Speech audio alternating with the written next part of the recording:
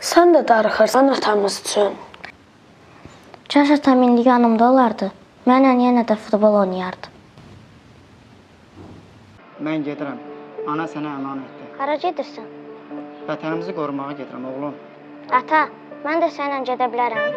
Yusif, hər bir Azərbaycanlı övladı kimi vaxtı zamanı gələndə sən də gedib öz vətənimizi qoruyacaqsan. Unutma ki, vətən anamızdır. Mən də sənin kimi böyüyəndə əsgər olacağam.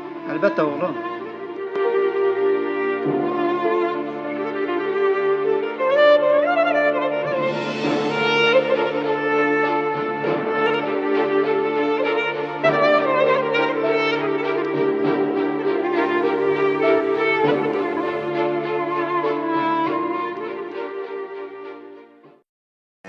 Uşaqlar, gəlin süfrəyə yemək yeməyə. Yemək hazırdır.